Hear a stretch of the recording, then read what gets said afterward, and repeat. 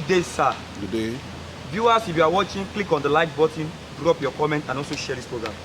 West African nations endorse Obi in Ghana conference as Jonathan shows Tinubu's election in Ghana. What do you have to say about it? Because the other time we saw Peter Obi and Jonathan meeting in a secret, it's called secret meeting in Nigeria before going to Ghana. Now both of them are in Ghana. Now what do you have to say about this? I think the popularity of the reality on ground is spreading all over, West Africa. You can see a lot of things is already going on. The 2027 election is already steaming. Whether people are saying that the early campaign might not even be okay, well, for the coalition forces. But no matter how you see it, they have to take their popularity and their campaign beyond the shores because of the structures they found themselves right inside. We can see that massive rejection of Bola Ahmed Tinubu re-election has taken another dimension. They have taken the battle to Ghana now, South Africa, and in that conference you can see Obi was there. You can see Jonathan was also in that conference. And what does that signal? It tells you there is a total rejection among West African nations. And not only that, you can see that most of these West African nations does not align with the Tinubu's Macron agenda. I can tell you, we saw what happened why they decided to pull out from ECOWAS and form their own Sahel confederate states or union or whatever, just to protect their interests. Unfortunately, Bola Ahmed Tinubu has not been able to bring those people back to ECOWAS, which I am personally in support of that. What is it that we are benefiting from ECOWAS, that we continue to be part of that bloc? ECOWAS is a total disappointment. AU is a total disappointment because these are the blocs that continue to mortgage the African resources, the African mandate to the Western world to be used for their own selfish reasons. And now you are seeing these nations inviting prominent individuals. You can see they came out boldly and make it very clearly they are going for Obi and they are backing Obi presidency. And a lot of people are wondering if they are mentioning Obi, then what happens to Jonathan. He was also in Southwest a few days ago where he met with major stakeholders in Southwest, and he has been moving around signaling that he is going to be positioned for the next president come 2027 if Nigeria they did not break up, according to CIA report, that by 2026, if care is not taken, there will be balkanization of Nigeria. Nigeria will go their separate ways. If Nigeria still remain in unity till then the West African leaders, nations themselves, who gathered in that conference in Ghana, has made it very clearly that they are going to actually, back P2B presidency, 2027. That's a huge one for P2B. That's a huge one for the obedient. That's also a huge one, for the coalition forces, and also a signal that now it has become very clear that people are already, choosing direction, even outside the shores of this country. So, what that puts on the table in Aso Rock currently now is that I think to an extent Bola Ahmed Tinubu should start preparing and start packing. Yes, he might have the national resources now to dismantle anything, as been reported by the Northerners, that is already paying huge amounts of billions as reported to party chairman and the rest of them, just to see how he's going to navigate his way to become the re-elected president come 2027. That would be extremely difficult, but we don't know what is going to happen at the end of the day. But we are just telling you, that there's wider acceptability. Yes, a lot of people are saying it, that Traore, of Burkina Faso, Ibrahim Traore of Burkina Faso, wrote a memo to Peter Obi and claiming,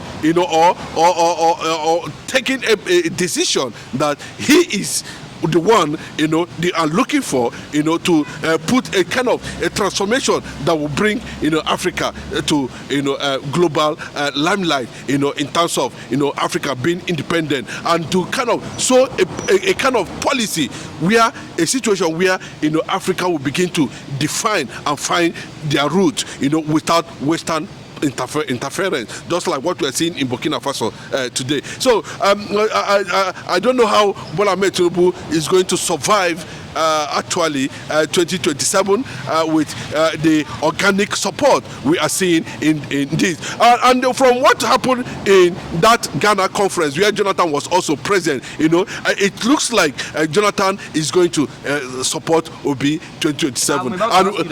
Yes, because we have seen Obasanjo making a categorical statement. You can see it in that video that without Obi, nobody is going to occupy 2027. The Northerners are saying the same thing. Everybody is saying the same thing. Obi is just the next phase of 2027 presidential election, and Bola Ahmed Tinubu might have seen that angle, and that is why he is bent on attacking anything that has to come from that region, including how he is manipulating the health of Mazi Nnamdi Kanu. Yes, that is the fact, and that's what it looks like. A lot of people might not know what is actually playing out behind the scene, but it looks like Nigerians are hoping and comfortable that if all things go well, then we are in for another transformation and leadership in Obi come 2027. With the help of Jonathan 2027, do you think Obi can defeat President Bola Ahmed Tinubu? Jonathan is a global figure, a well-respected international, leader in terms of conflict resolution. That's what the United Nations gave him as a task, and he has been fulfilling it, for some time now. Jonathan, to so many people, it means a lot of things, but to those who understand what Jonathan Jonathan still remain a formidable force in terms of joining forces with other powerful Nigerians to save Nigeria from degenerating into economic hunger, economic threat, burden imposed on them by this administration. Former President Olusegun Obasanjo has also taken a stand, as has been reported. I can watch on this video. He said it very clearly. So everything seems to be moving towards that direction of Obi and Obi 2027, and that is what it is. I can tell you, Jonathan might, because of the leadership and integrity of Mr. Obi and the yearning of millions of Nigerians, that Obi should be allowed to fix certain things that is actually wrong with Nigeria. But there is a controversy on all social media platforms.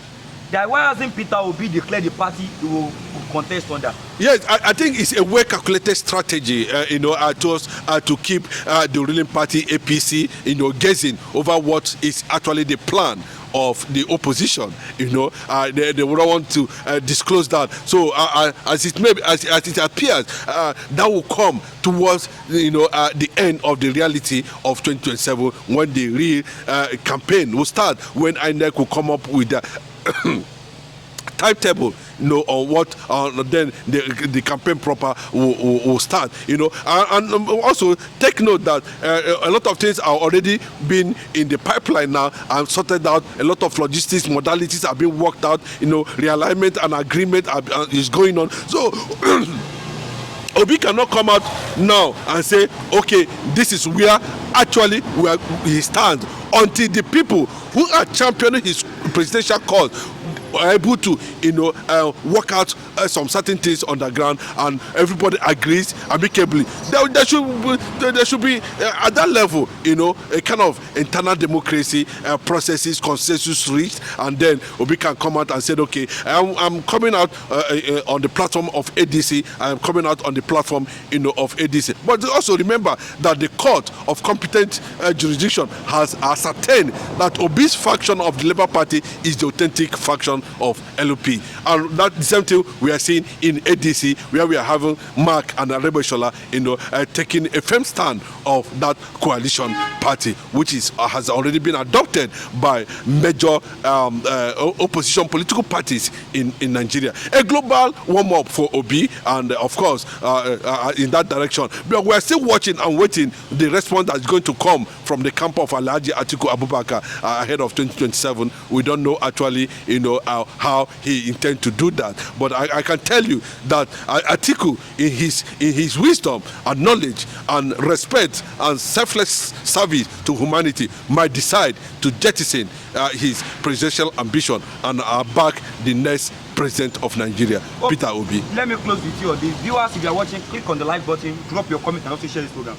Do you think Peter Obi will be a betrayer if he leaves Labour Party, or politics doesn't require loyalty? No, politics actually requires loyalty and commitment. Those are the fabrics that keeps a politician running, and of course realizing his ambition. There should be some level of trust, because trust has to do with agreement and some other things surrounding it. But it will not be a betrayal, because Obi is still in charge. So if Obi is going to run or going to leave Labour Party, it has to be with the consensus and the consent of the Labour Party leaders. That's what it is, before he moves. If he's going to do the same thing, he's going to do the same thing under ADC. That is what it is. And I can tell you that is not betrayal, but Obi, in pursuit of his ambition, handed over to him. It's not Obi that is running. Nigerians themselves, the obedient movement, the youth of this country, who are yearning for a good governance, are the one pushing Obi to wherever he's going to go and contest 2027 election. Viewers, if you are still watching, click on the like button. If you have not done so, drop your comment and also share this program. God bless you and have a nice day. Thank you.